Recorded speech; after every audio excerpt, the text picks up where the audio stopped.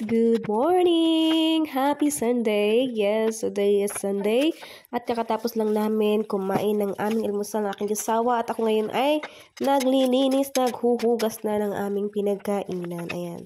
So, yung aking asawa ay umalis dahil pumunta siya sa kanyang workshop and yes, ayan ang aking ginagawa ngayon. So, ayun, pagkagising namin, medyo late na kami gumising ng aking asawa at tagalmusal. Ayan. So, after nyan, mga mare, ay syempre, lilinisin ko rin yung aming dish, ang aming table, mga mare. Ayan. So, yun, punas-punas kasi madami mga, ng tinapay, crumbs, ganyan. And then, after, pumunta na ako sa aming kwarto, at syempre, mga mare, ito yun na yung time na pagpapalit ng bedsheet. Kasi every 2 weeks talaga ako nagpapalit ng mga bedsheet namin, ng mga punda, ng mga kumot, anything pateng. Charis. Ayan, so nag-change lang ako dyan ng another cover, ganyan. So, yun. Pagka makapal yung yung sa kumot, ayun yung pinaka medyo mahirap. But, yes, hindi naman gaano, charot, itaktak mo lang ng itaktak mga mare. Ayun yung akin naman mga mare na na yan, ay double yan. Pero, tinanggal ko yung isa. Ganon, para hindi masyadong makapal at mabigat. Ayan. So, ngayon naman, ay dahil kagabi nagtutupi ako at dumating yung aking asawa ay hindi ko na napagpatuloy. So, pagpatuloy ko ngayon, mga mare. Dahil yan ang nilabahan ko, mare, kagahapon. Ayan, at ngayon ay tuyo na siya. So, it's time to tupi-tupi. At syempre, ilalagay natin sa mga kanilang mga lagayan, mag-organize anything, pating, basta maging malinis lang buong bahay namin. Ayan. So, yes, weekend talaga ako, guys, maglilinis kasi ayun yung best time to clean, diba? Hindi ako everyday naglilinis ng sobrang ganda. Charot! Ayan, so, syempre, linis na tayo, magbabacuum na ang inyong lingkod. So, syempre, lahat ng kalusulok-sulukan, ganon. Pero pagka, regular day, mga March, ay yung, ang mga mga carpet yung binabacuum ko. Ganun. At, syempre, habang naglilinis ako, ay napansin ko na nagso-snow na ulit. Ayan, so, snowing na ulit. At hindi ganun kalakas, guys. Konti lang. Pero ang sabi nila by Tuesday daw at saka Wednesday malakas. Ayun. So, yun. So, back to cleaning ang inyong lingkod, no? At tinitingnan ko nga yung snow at bigla rin tumigil. Ganyan. So, yun, hindi ganun kalakasan. Pero banglameg mga mare, hindi kinikerry ng lumabas na Ayun. So, dahil nga mga mare, ay natapos na ako linis doon. Tapos, natapos na rin akong magsampay ng aking mga nilabhon. So, sinampay ko yung aking mga nilaban sa baba kasi nandun yung sampayan ng mga malalaki, ganyan, mga bedsheet, ganyan. Dahil nga, nilabhan ko na siya. So, cooking na tayo. So, iyan ang aking lulutuin, mga mare. Marinated chicken na siya. Ayan, ang laki ng chicken na iyon. Ayan. At syempre, hanap ako ng partner dyan. So, naalala ko meron pa kami kalahati na kilo na pommes na french fries. So, ayan na lang lulutuin ko para sa aking asawa mamaya. Ayan. So, saktong-sakto lang yan. Mamaya pagdating niya ay luto na ang lahat at ready na ang lahat ng pwedeng ready. Ayan. So, naisipan ko na rin magsaing kasi sabi ko, baka kailanganin ko ng kanin. Siyempre, rice is life, mga Marsh.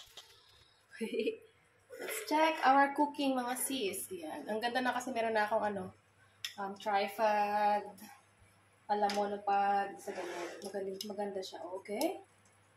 Oh, very good. Parang gusto ko siyang lagyan ng konting oil. Para hindi siya ma-dry, mga sis.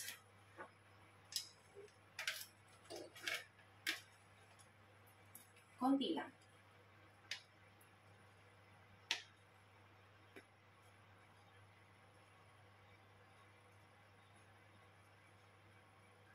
Yan. Okay na yan. Tapos, another 10 minutes. Kasi 10 minutes yung kanina.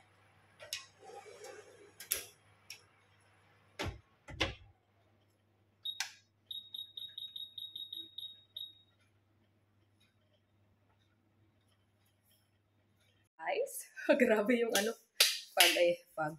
Ayan. So, gamit-gamit ko na ngayon yung aking tripod. Charot, ay may short ako. Ayan. So, tapos na ako linis ng aming kabahayan. Charis. Tapos, nag-ano na nga ako, diba, dito? Salang na din ako ng pagkain namin. At ano na siya? Luto na siya. Pero, inano ko lang siya dito para pagdating ng aking chisawa is meron pa rin siyang hotness. Charet. Tapos, ito yung aking pommes. Yan. So, mamaya ko yung lutuin pag dumating siya kasi konting ano lang yan. Tapos, may kanin ako dito in case of kailangan niyang magkanin or kailangan kong magkanin. Kasi, guys, wait lang. Itayo ko kayo dito sa ating, ano. Dahil meron ako ditong, paksiw na bangus.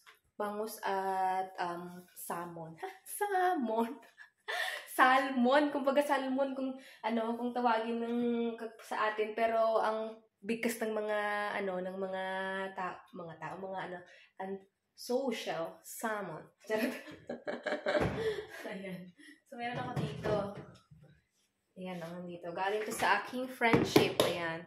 Kasi alam niya na gustong-gusto ko talaga ng bangus. Ayan. So, hindi kami nakapunta ng Ayan, nakain ko na pala yung kalahati nito. So, ito na lang natira. Meron pa ako ditong ilang hiwang bangus pa ito. 1, 2, tapos yung mga salmon belly yan. Ayan, so yun. Kung gusto mong kumain ng kanin mamaya. Diba? Masarap kumain. Kaya kumain tayo ng kumain hanggat may pagkain tayo. Kasi pagka wala tayong pagkain, di wala. Charot. Ayan, so yun lang, hinantay ko na yung asawa ko. Nasampay ko na rin yung aking nilabhan ng mga bedsheet tsaka uniform ng aking asawa na 2 piraso. Ayun, so yun. So I'm waiting for my husband, tapos kakain na kayo pagdating. Ganyan.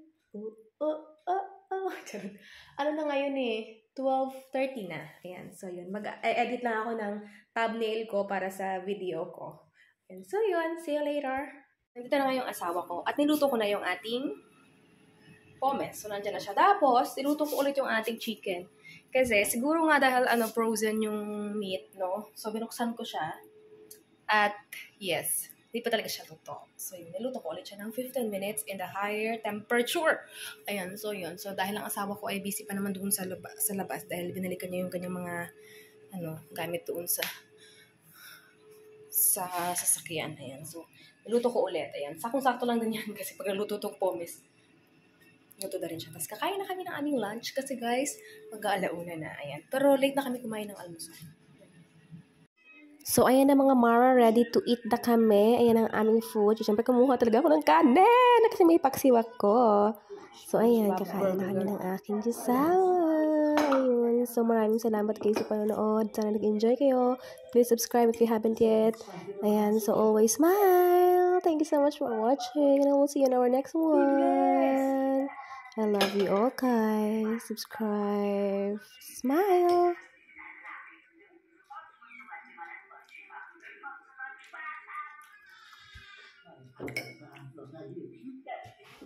Wanna taste my paksiw? This little sippy.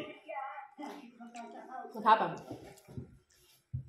Another people goes with the home animals in the restaurant, and Miguel is here alone at home.